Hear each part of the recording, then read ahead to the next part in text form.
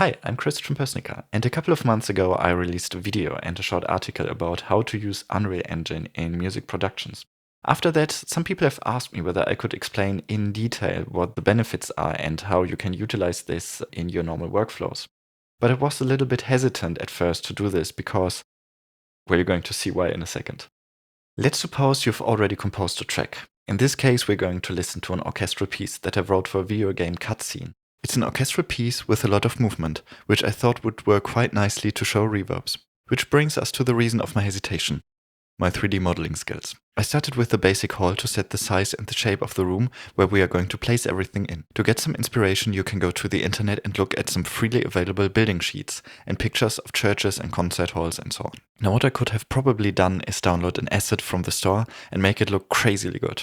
The thing is, it would not really benefit the sound and probably crush my machine, so that's what we are going to look at for the next minutes. After that, I added some details like diffusers and basic objects, like the stage floor, to create some interesting reflections in the room and to make it sound less like a fish tank. Now, if we would place audio into this, what we would get is some basic ambisonic positioning and basic air absorption functions. So audio, which is far away, would have less energy, be quieter and have less high frequencies than audio being closer to us. But this is already very easily doable in our DAWs, right? So in order to benefit from the engine, we need to activate wave tracing. There's a couple of ways you can do this. I chose to use Team Audio because it comes already as a plugin bundled with Unreal Engine 4, but there are alternatives like NVIDIA VRWorks. Once you have activated that feature, we can apply materials to our walls and objects. Now, in order to do this, you need to make the wave tracing engine aware of all of the audio objects. You do this by adding phonetic object and phonetic material properties to the 3D objects. Now, to play around with your room, you need some audio as reference points. Otherwise, you don't know how the room sounds with your audio, right? So I bounced down all of the tracks and loaded them into Unreal Engine. Once I had everything positioned, I only got clicks and pops and stuttering. As it turns out, Unreal Engine has some kind of performance bottleneck. I'm not really sure what was the issue here, but maybe some Unreal Engine programmer can help me out here. So I divided my music into sections, which is something you would probably do anyways when recording an orchestra. So let's hear how that sounds.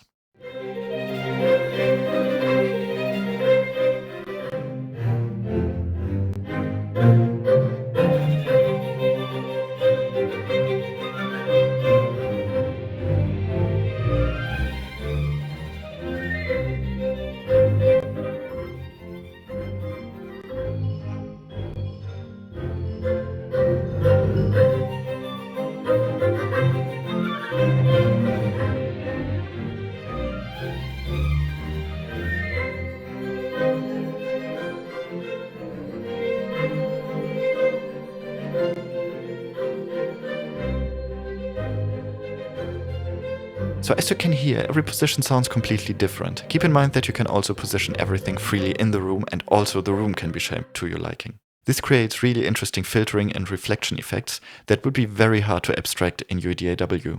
Want to sit very close to your orchestra and get an extremely wide sound stage? You can do that. Want to sit very far away and get more often deep sounding sound stage? This is possible as well. Want to sit in a glass water tank? Hey, I don't judge. Keep in mind that the player position is your microphone. Now, once everything is set, how do we proceed?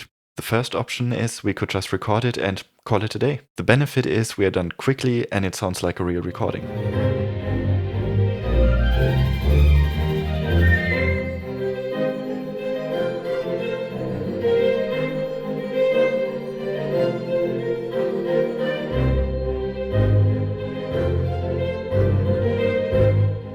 Well, not quite.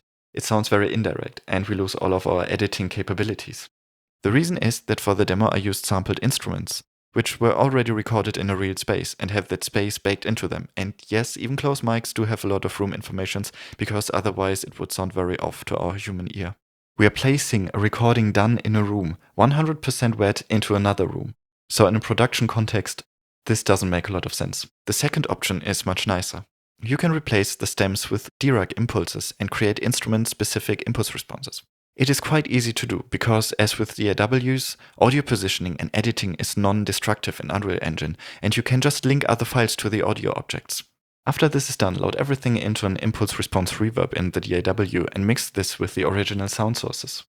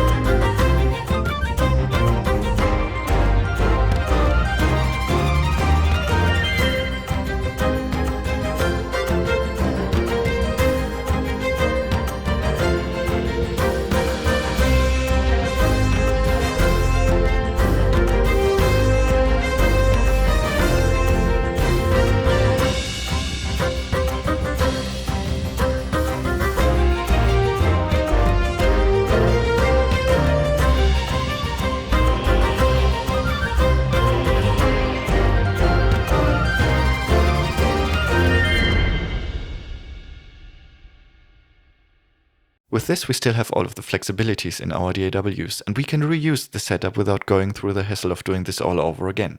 But now you ask, the title says Best Dolby Atmos Reverb. Well, what we have now is a real recording room, and we can record whatever position we want. Got recordings from different rooms and spaces, put them all into the same and be creative with that as well. Need some room reflections for your back and high channels? Add them. So what I've been doing for the last months, while mixing more and more in Dolby Atmos, is to create spaces for it, and it works beautifully. To demonstrate this here, I recorded the same location-specific impulses from different positions and angles to get the rear reflections and also the height reflections. So let's listen to the binaural render of a Dolby Atmos mix.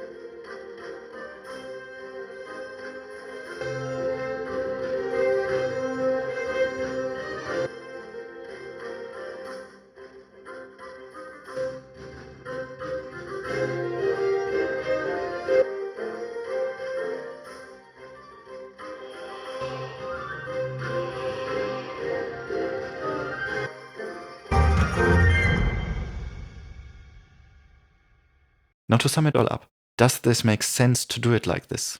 Well, it depends. If the reverb serves the function of just adding a room onto a final mix, let's say in an epic trailer production, where you just slap a final film reverb onto everything, I think it doesn't make a lot of sense in going through that. But in a more traditional setup, this can really increase the quality of the spatialization. So, our human ear is incredibly good at analyzing acoustic spaces.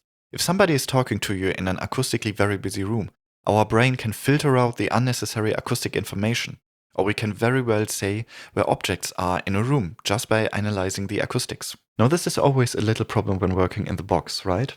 Even with the best samples and very careful programming and mixing, you can never 100% match the localization and room glue from real recordings. It will always show at some point, which might not be a bad thing per se, but it's going to show. So this is not only opening Pandora's box of creative space possibilities. By the way, make sure to subscribe because there is going to be another video about the more creative use cases of this.